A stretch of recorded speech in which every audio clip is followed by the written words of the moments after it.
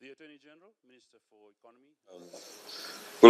Good afternoon, ladies and gentlemen. Honourable Minister for Labour, Honourable Usamate, Assistant Minister Vijaynath, the various CEOs and board members and chairpersons of the respective organisations, and permanent secretaries, of course. It gives me much pleasure to be here this afternoon. Whenever they put us up in the front, I always feel like we're in a firing line. But we don't mind being put on the firing line if the line of fire is about very tangible issues that we can address to be able to improve government services, to be able to identify any issues that we may not have necessarily thought about, or what the agencies may be implementing in an incorrect manner. So we are quite open-minded about that. What I generally want to talk to you about is just a brief I suppose, summary in terms of where we are economically, what's happening economically, and indeed what are some of the issues that we do need to address. In particular, I think Fiji is at a stage where there is a dearth of capacity in various areas, in particular when the economy is growing.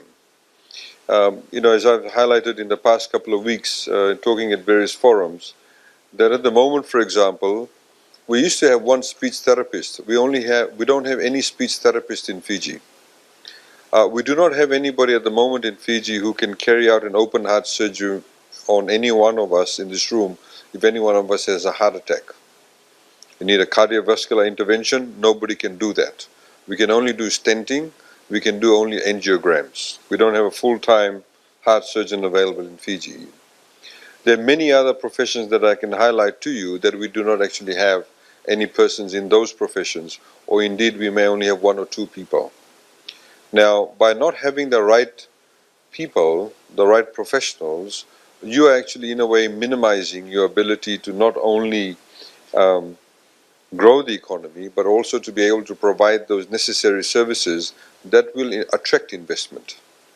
I was recently told that a fairly large international corporation that wanted to have all their staff come together in Fiji for a gathering for a few days was in fact cancelled because they felt that the fact that we do not have a heart surgeon available meant that they could not actually risk their staff coming to Fiji in the event something did happen.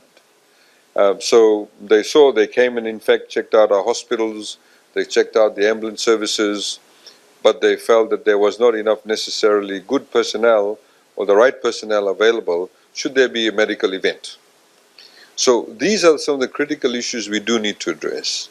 But what it also means is that we as government, as the various regulatory agencies, as people in the private sector, need to understand that we also, all of us, need to lift our game.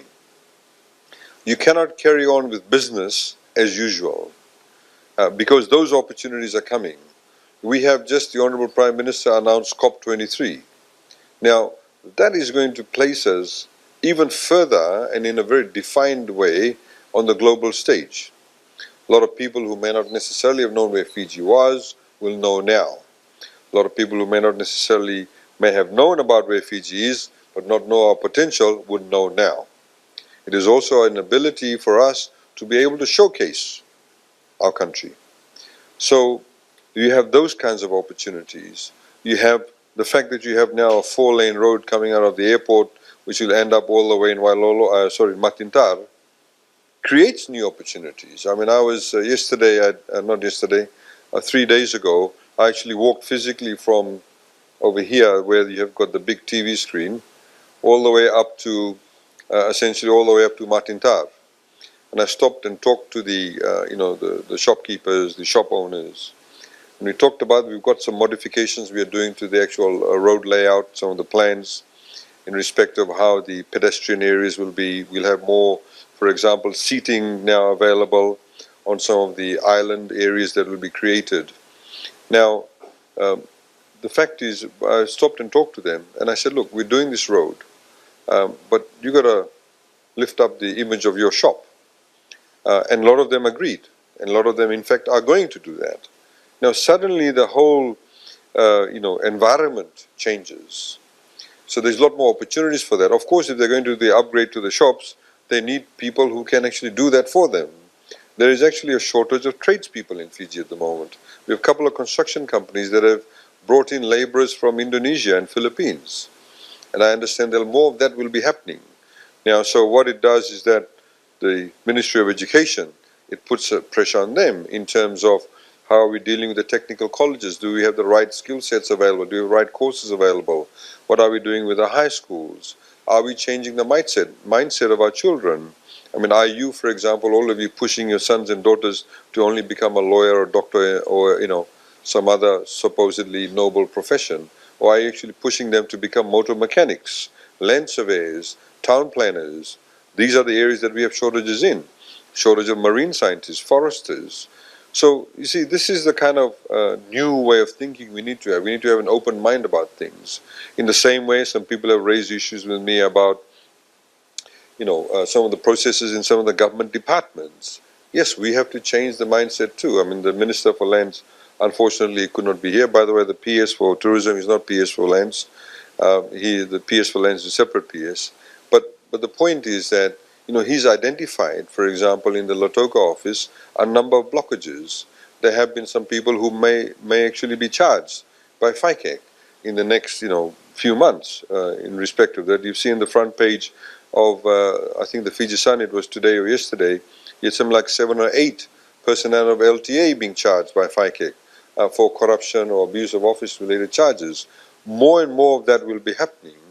But also at the same time, when the economy is growing, you'll find a lot of sharks also coming around, trying to take advantage of the situation. So our job is to make sure that we continuously are focused on the fact that despite some, immediate attractions of some big, investments coming in, we have to toe the line. We have to ensure the law is followed. We have to ensure that everybody gets treated equally. And I have to say that some local business people are the ones who are the main sort of detractors from that process. And you have to, all of you need to get on the same bandwagon, and all of you have to realize that there's no shortcuts. But the fact is that the normal cut should be very, you need to be dealt with expeditiously. So the idea is that everybody needs to be treated equally. There needs to be a level playing field.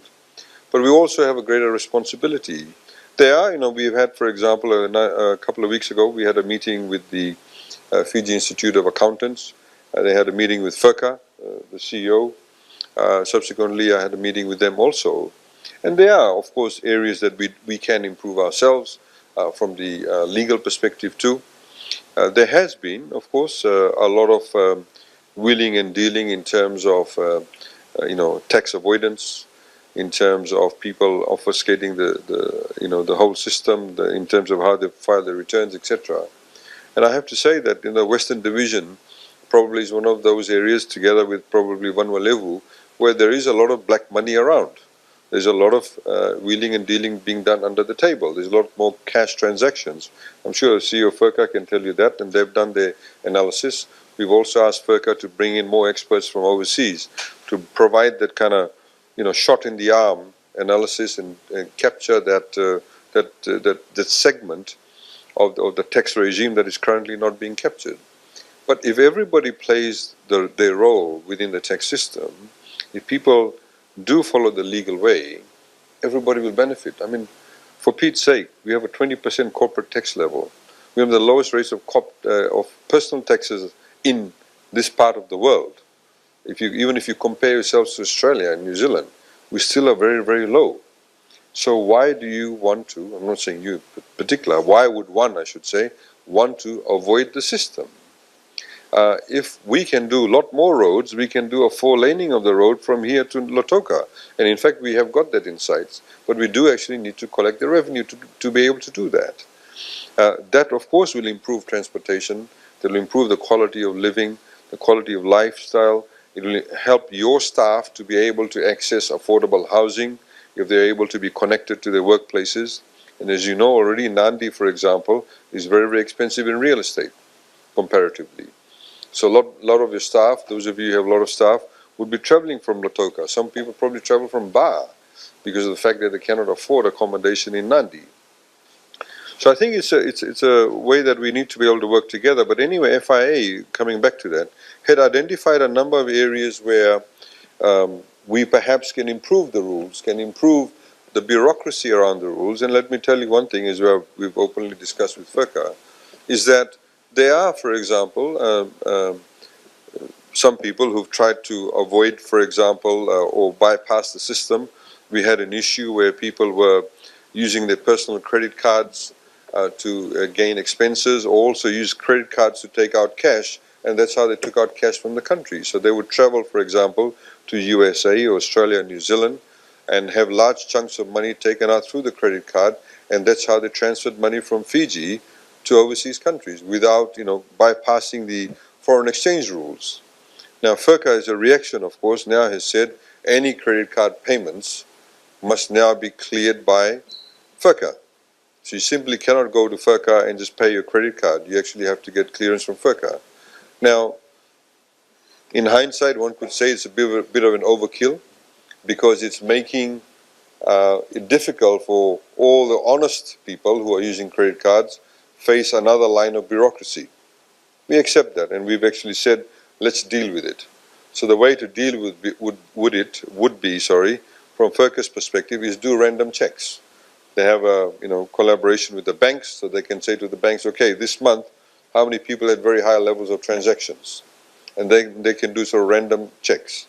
But make it easier for people to be able to carry on their transactions. In particular, I would assume 95% of the people who all use credit cards are doing it honestly and actually have genuine transactions.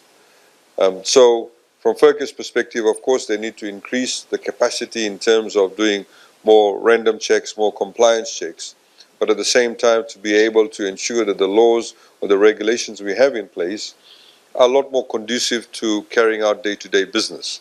And there's a couple of other areas that we identified, and hopefully we'll be able to bring some of those amendments to some regulations or some of the laws in the February sitting of Parliament, that we've already had discussions regarding that. On the other hand, ladies and gentlemen, I think, because we are in Nadi, I want to tell you a story.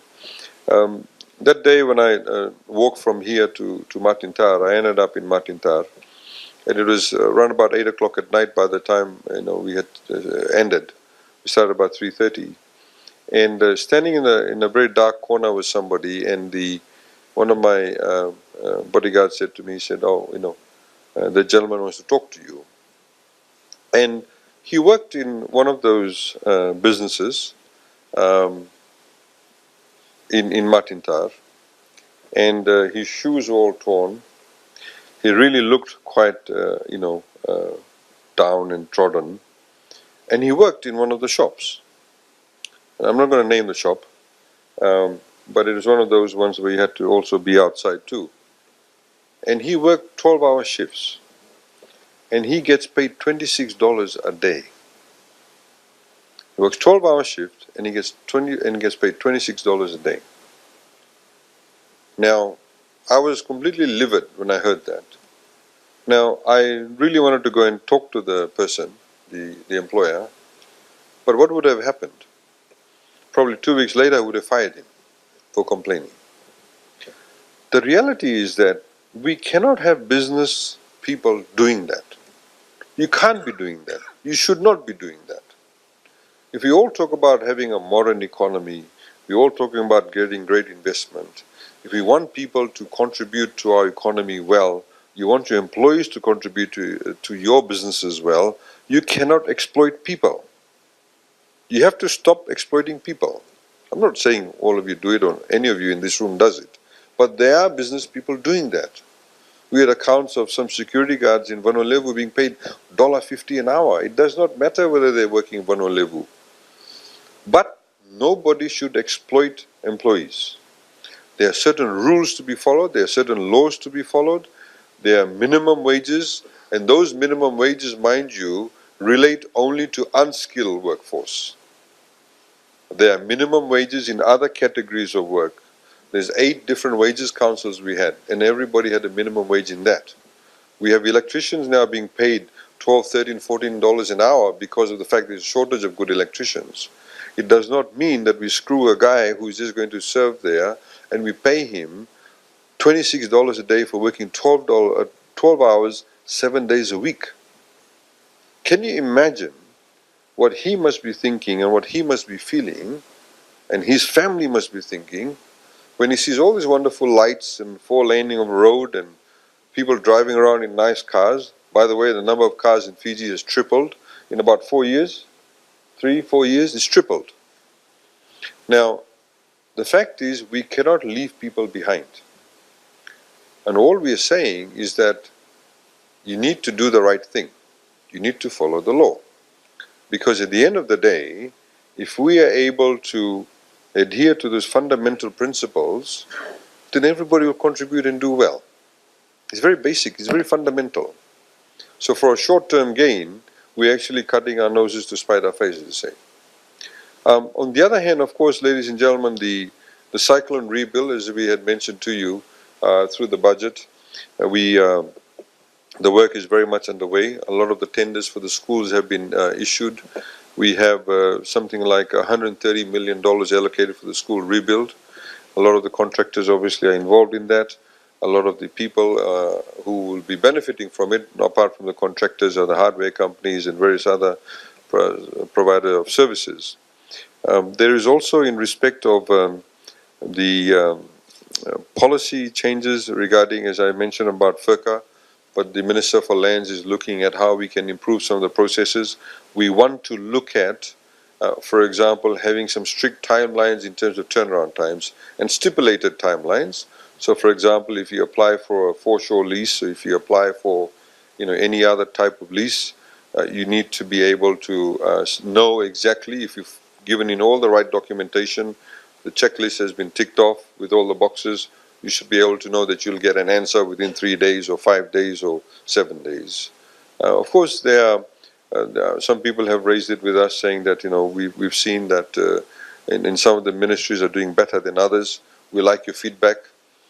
We do ask you, because now there's protection, as you know, that there is a bill before Parliament.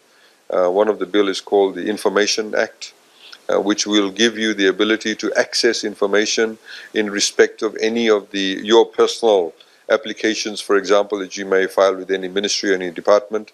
You have the ability to access that information.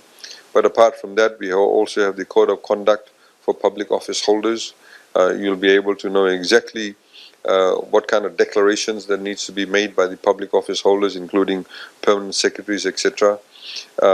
So all of this will provide much greater transparency, a lot more openness in terms of decision making, and also hopefully curb down any mismanagement of positions of power or abuse of power. The other issue that I think that I'd like to highlight is that we are getting a lot of interest from foreigners who are interested to invest in Fiji.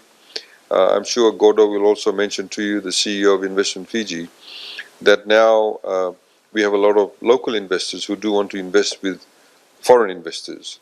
So we're hoping that they will provide that platform for you to be able to tap into those who may be interested in partnering up with local investors.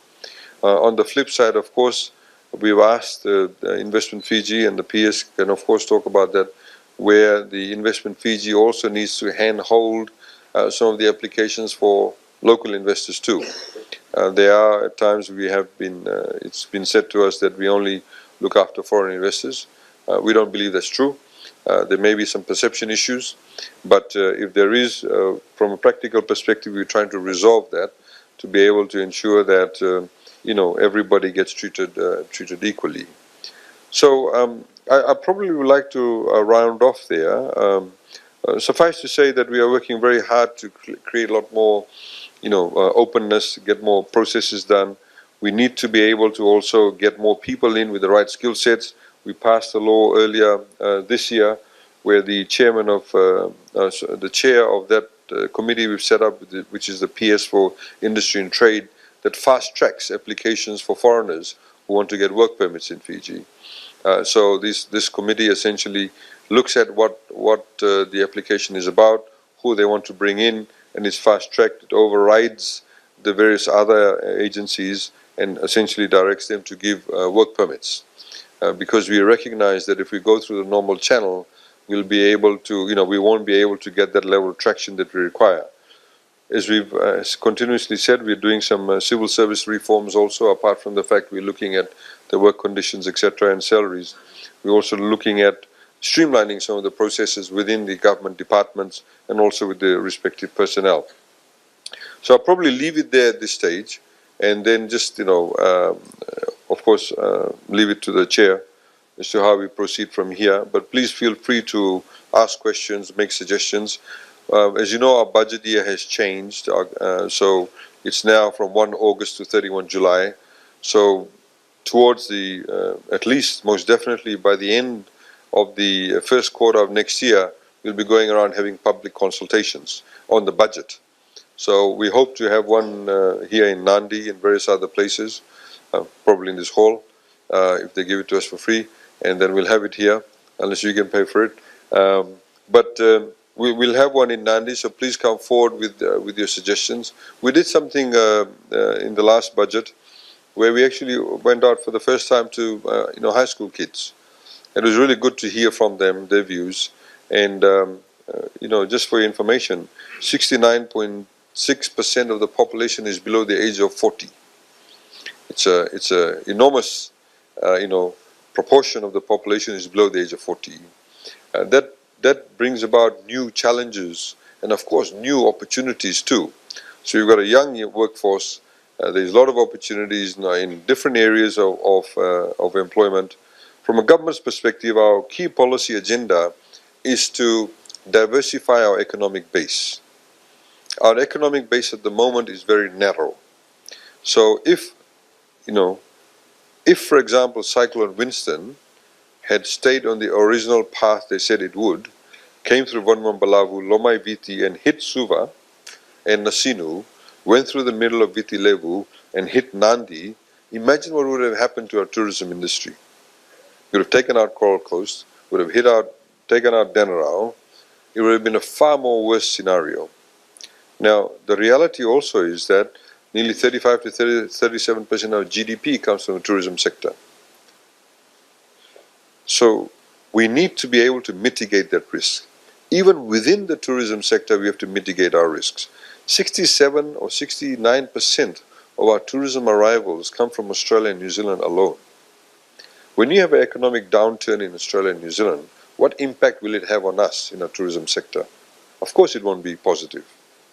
So in the same way, we need to get different source markets. In the same way, with Fiji Airways expanding its network, we are able to hopefully build on those new source markets. That's why we are doing this. This is why government is partnering with Fiji Airways in respect of the marketing contribution we're making on the Singapore-Nadi route. So that is our focus. So you'll see that by the end of next year, as has been announced in the budget, and we recently had a discussion with the CEO of Fiji Airways, we're going to set up a flight simulator school that will be linked to FNU.